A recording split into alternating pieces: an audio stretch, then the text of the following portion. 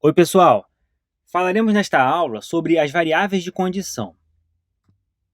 Bom, o que é uma variável de condição?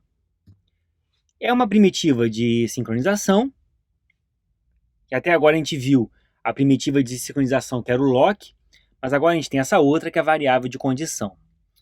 O lock, ele servia para fornecer exclusão mútua numa determinada região crítica.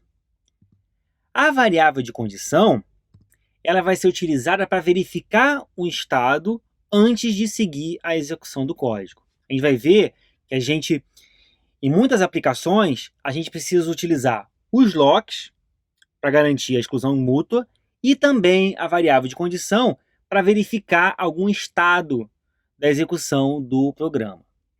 As variáveis de condição são manipuladas por chamadas, da mesma forma que o lock também é manipulado por chamadas.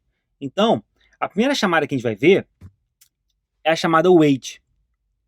Essa chamada vai receber uma variável de condição e vai receber um mutex, ou seja, vai receber uma variável de lock. E a thread, antes de chamar essa wait, ela tem que conseguir um lock para esse mutex. Então, antes de realizar essa chamada wait, a gente tem que chamar o lock antes. Isso vai ficar mais claro por que a gente precisa desse lock. E aí o que acontece? Quando a thread chama o wait, o lock é liberado e a thread é colocada para dormir. Essa thread só vai acordar quando uma outra thread sinalizar que ela pode acordar. Essa que é a ideia básica da variável de condição. A gente não está preocupado aqui em qual é o valor dessa variável de condição. Essa variável de condição, na verdade, ela serve porque tem uma fila associada a essa variável de condição, que quando uma thread chama o wait para uma determinada variável, ela entra nessa fila e é bloqueada. E só vai sair da fila para poder executar de novo quando uma outra thread sinalizar isso. A gente vai ver qual é a chamada que essa outra thread vai ter que utilizar para acordar a minha thread que chamou o wait. Essa chamada é a chamada signal. Então, uma outra thread chama signal com a variável de condição, o que vai acontecer é que ela vai acordar uma outra thread que estava dormindo. Se várias threads estiverem dormindo, só uma vai acordar. E qual vai acordar? Isso vai depender da política de escalonamento do sistema operacional. Isso não é informado na chamada signal. A thread que acorda, ela vai readquirir o mutex passado lá na chamada wait. Então, quando uma thread realiza a chamada wait, ela vai liberar o mutex e vai dormir. Quando ela acorda, ela vai readquirir o mutex. Então isso ficou um pouco abstrato, essas chamadas, né? Por que eu preciso de lock? O que são essas condições? Mas vamos ver um exemplo para isso ficar mais claro. Bom, quando a gente falou da API pthreads, a gente utilizou aquelas funções join e exit. O que elas faziam? A função exit, ela sinalizava a finalização da thread. Então, quando a thread ela finalizava, ela tinha que chamar essa função. E a função join, ela servia para que o programa ficasse bloqueado, que uma thread ficasse bloqueada até uma determinada thread finalizar. Então, essas duas funções a gente viu lá quando a gente falou sobre a API pthread. Vamos ver como que a gente poderia implementar essas funções pelas variáveis de condição. É lógico, numa implementação real, a gente não precisa ter que implementar essas funções. Elas já estão implementadas e são disponibilizadas pela API pthread. Mas vamos ver como que a gente poderia implementá-las. Então a gente não vai chamar as funções da API, a gente vai implementar essas duas funções agora. Bom, a gente tem o nosso código aqui, que ele não tem nada de novo em relação ao que a gente já viu. A gente tem uma thread que é primária, que é executada por essa função main, e essa thread vai criar uma outra thread, que é a thread P. E essa thread P vai executar aquela função lá em cima, que é uma função simples, que simplesmente imprime e sai. O que é importante aqui para a gente é que essas duas threads chamam as funções que a gente vai implementar. A função main chama o join, ou seja, a minha thread que é primária, ela vai ficar esperando a thread secundária executar. E aqui a implementação do join está um pouco diferente da implementação da API pthread. Aqui eu não tô especificando qual é a thread que eu vou esperar, porque a gente só tem essas duas threads mesmo. Então, esse meu join aí está assumindo que a gente está esperando a thread secundária. Isso aí é só para facilitar a explicação. E a thread secundária, por sua vez, ela vai chamar a função de exit quando for finalizar.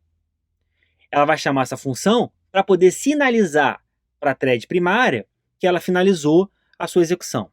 E aí a thread primária vai poder retornar desse join e vai poder imprimir dizendo que a thread primária finalizou e vai retornar 0. Essa é a ideia básica desse código. É um código bem simples, muito parecido com o que a gente viu nas outras aulas. Agora vamos ver como a gente vai implementar essas funções de join e de exit.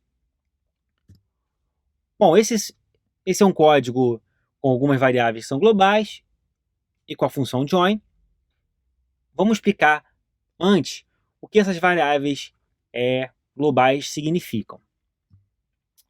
Bom, a gente vai ter essa variável inteira, que é uma variável que vai ser utilizada para indicar se a thread secundária finalizou ou não. Então, quando ela finalizar, ela vai setar essa variável em 1. Essa que é a ideia. E essas duas outras variáveis globais, uma é um mutex que a gente vai utilizar para exclusão mútua, a gente vai ver depois como a gente vai utilizar, e a outra é uma variável de condição, justamente para eu poder sinalizar entre uma thread e a outra. Vai ficar mais claro também quando a gente for olhar a implementação. Então a gente tem 3 variáveis globais. Tem esse estado, que esse finalizou, tem um mutex para exclusão mútua e tem o conde, que é a variável de condição. Então aqui a gente tem a implementação do nosso join. Lembrando que esse join vai ser chamado pela thread principal, a thread lá da função main. O que ele faz? Na primeira linha dele, ele vai adquirir um lock. Lembrando, né, que a cada chamada wait a uma variável de condição, eu preciso antes ter que adquirir um lock. Então é isso que ele faz. Ele vai adquirir um lock para o mutex. Se ele conseguir adquirir esse lock, ele vai verificar se a thread secundária finalizou. Ou seja, vai verificar se essa variável finalizou, ela é igual a 0. E aí já dá para perceber por que a gente precisa chamar aquele lock antes. Porque a gente precisa ter que proteger essa variável finalizou.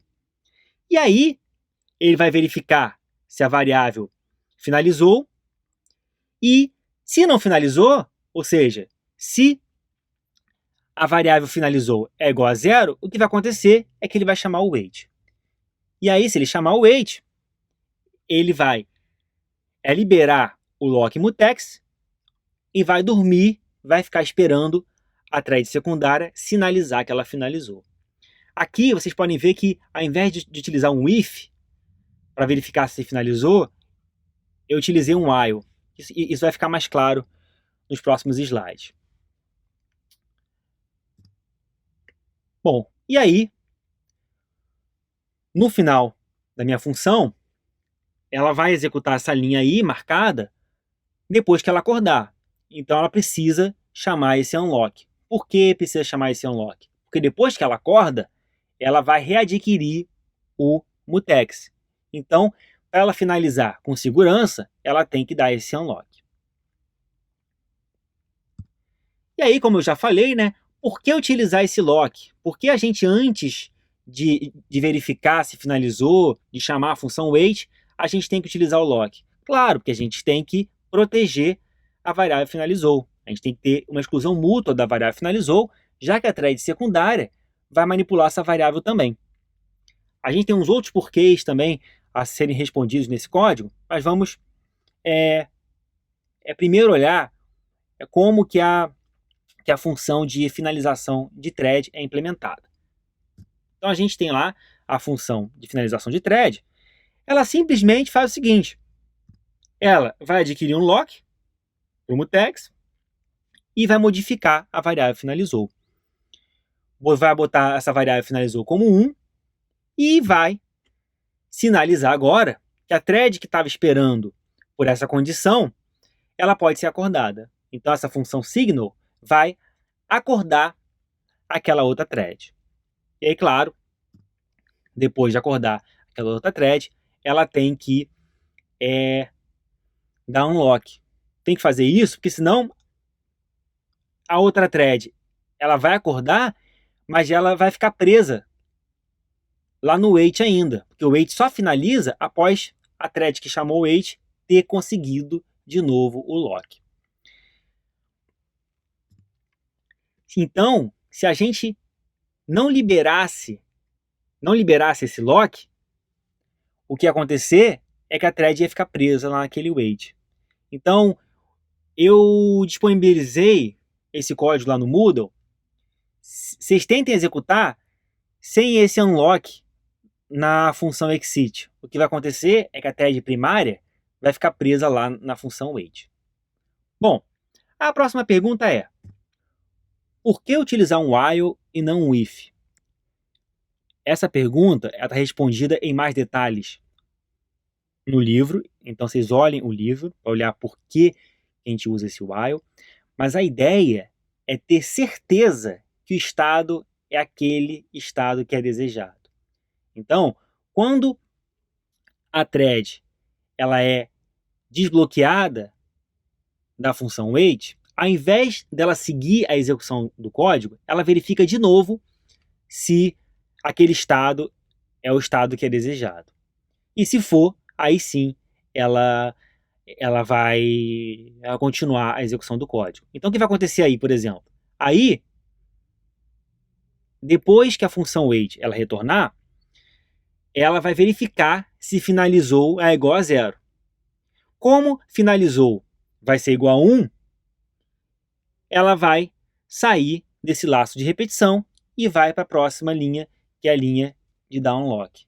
Essa que é a ideia, é você ter certeza que aquele estado é o estado que você pode seguir em frente antes de seguir em frente de fato. No livro isso está mais claro. Mas a ideia é, sempre usem o while ao verificar a condição de uma variável de condição. Não usem um if, porque o if ele não vai ser reexecutado após a thread retornar da chamada wait. O while ele permite que a gente verifique de novo se o estado é realmente aquele que a gente quer. Isso, como eu já falei, está mais claro no livro. E a outra dica é, sempre chamem o lock antes de wait e signal. Claro, antes do wait é obrigatório, porque a função wait ela recebe um mutex.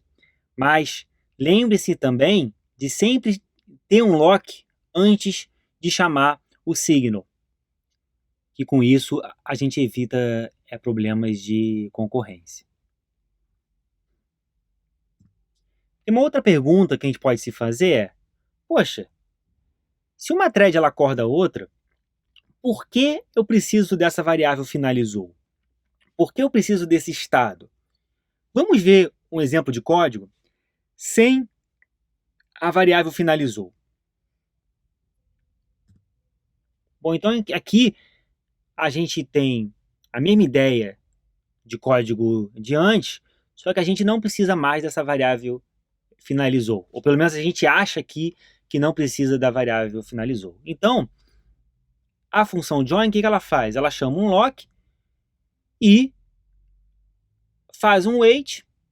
Aí nesse wait ela vai dormir para esperar que a thread secundária finalize. Quando ela acordar, ela chama um lock e finaliza. A thread secundária, que chama a função exit, vai também chamar um lock. Depois do lock, vai chamar um signal. E depois do signal, o signal vai acordar a thread primária e depois ele chama um unlock. Então, a princípio, para isso funcionar, a gente não precisaria da variável finalizou. Vamos ver um exemplo. A thread primária chama o join. Quando ela chama lá o wait, ela vai dormir. Ela vai dormir, a thread secundária vai executar a função exit toda. Quando chamar o signal, a thread primária já pode acordar. E aí o que vai acontecer é que a thread primária vai executar até a sua finalização. Então, a princípio aqui não teria problema nenhum. Mas aí vamos ver um outro caso. A thread secundária, ela, por causa do escalonador, lembra, a gente nunca sabe a ordem que as threads são executadas. Isso depende do escalonador. Vamos supor que a thread secundária chame a função exit antes da primária chamar o join. O que vai acontecer é o seguinte, ela vai chamar um signal, só que não tem nenhuma thread que está esperando por esse signal, porque a primária ainda não executou. Quer dizer, ela executou, mas ainda não chamou a função join. Então, esse signal ele é perdido. Ninguém acorda com esse signal. Agora, a thread primária vai executar. Ela vai chamar o join. Quando ela chamar o wait, ela vai dormir. Porque o wait ele não vai verificar nenhuma condição. O wait ele vai dormir. E aí ela vai dormir e vai dormir para sempre. Porque a secundária já enviou o signal. Então a thread vai ficar presa nesse wait para sempre. Então, só enviar sinais não é suficiente. A gente tem que ter uma variável de estado, que nesse caso é a variável finalizou. Então a variável finalizou, ela se inicia com 0. Se a thread secundária ela executar o exit antes da primária executar o join, essa variável ela vai ficar com o valor 1. E aí, o que vai acontecer é que a primária, quando executar o join dela, ela vai, nesse while aí, ela não vai entrar no laço de repetição e não vai executar o wait. Então, o que vai acontecer é que a thread primária vai se liberar antes de chamar o wait. Por quê? Porque o estado finalizou, foi setado lá pela thread secundária. Então, a gente sempre tem que usar essa variável de estado, para a gente não perder sinais, porque o sinal pode ser perdido caso uma thread seja executada antes da outra. Então, a ideia é usar essas variáveis de estado aí. Bom, a gente só falou das chamadas wait e signal, mas também tem a chamada de broadcast. Essa chamada, ela tem a mesma função da signal, mas ao invés dela acordar só uma thread, ela acorda todas as threads da fila. Pode não fazer sentido a gente acordar todas as threads da fila, já que só uma vai executar de fato, mas vejam no livro que ele mostra um caso que essa chamada é útil. Então, dê uma olhada nesse capítulo da leitura obrigatória, que ele mostra por que às vezes é necessário a gente utilizar essa chamada de broadcast ao invés da signal. Bom, então, nesta aula a gente fez uma introdução às variáveis de condição que servem para esperar eventos, para esperar algum estado. E algumas dicas que são importantes quando a gente vai utilizar variáveis de condição. Use as variáveis de estado ao invés de esperar um sinal. Essa variável de estado pode ser uma variável de inteiro qualquer. A gente tem que adquirir locks antes de chamar o wait, porque é obrigatório, e também para evitar problemas, tem que adquirir lock antes de chamar o signal. E também, como eu já mencionei, e também mencionei que no livro tem mais detalhes, use sempre o while para verificar as variáveis de estado. Não use if, porque o if não garante que a variável de estado vai estar naquele valor após a thread acordar. Então aqui a leitura obrigatória e a leitura complementar.